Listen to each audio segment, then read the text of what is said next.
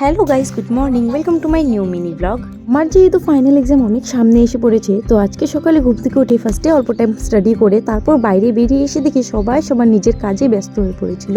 তো এরপরে আমার স্টাডি কমপ্লিট করে আমি বাইরে বেরিয়ে এসে পড়েছিলাম। আর দিদি অনেকগুলো কাপড় বের করেছিল, যেহেতু আজকের থেকে আমাদের ধোয়া পাকলা স্টার্ট হয়ে যাবে। আর দেখতে দেখতে পুরো 10 দিন হয়ে পড়েছে। তো আজকেও কিছু নিয়ম আছে, সেটা নদীতে করা হবে। আর যেহেতু আমরা নদীতে যাবই, তো তার জন্য দিদি অনেকগুলো কাপড় বের করে নদীতে নিয়ে গেছে। তবে সেগুলো আর আমরা ছোবো না, যেহেতু আমরা যদি ছুঁই সেটা আবার সেমই হয়ে যাবে। তাই দিদি ওরা ধুয়ে শুকিয়ে নিজেই ভালোভাবে শুদ্ধ জায়গায় রেখে দেবে। আর তোমরা হয়তো জানোই আমার মেঝো মামি এবং মাসি আমাদের বাড়িতে রয়েছে, তবে ওরাও কিন্তু অনেক কাজ করছে, আমাদের হেল্প করছে।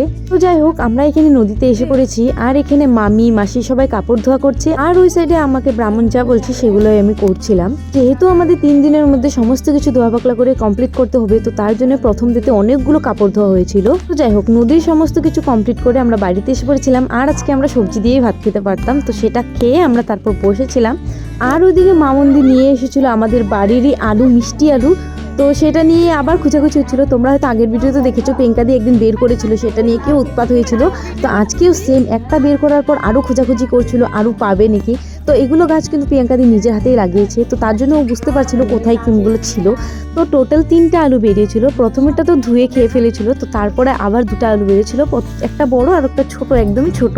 তো এগুলো এখনই উঠিয়ে দেওয়ার একটাই রিজন, যেহেতু কিছুদিন পর থেকে বৃষ্টি আরম্ভ হয়ে যাবে আর আমাদের উঠান ভর্তি জল হয়ে যাবে, তো সবকিছু নষ্ট হয়ে যাবে। তার থেকে ভালো আমরা উঠিয়ে খেয়ে ফেলছিলাম। যাই হোক, আলু খাওয়ার পর তারপরে দিদি ওরা চলে গেছিল নদী, যেহেতু সমস্ত কাপড় নদীতেই মেলে দেওয়া হয়েছিল।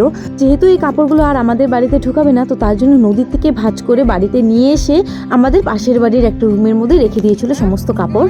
আর আজকে মিনি ব্লগটা অল্প লং হওয়ার একটাই রিজন, যেহেতু আমি সমস্ত কিছুই রেকর্ড করেছি, তার জন্য তোমাদেরকে দেখাতে পারলাম। তো দেখা হচ্ছে কালকে আবার।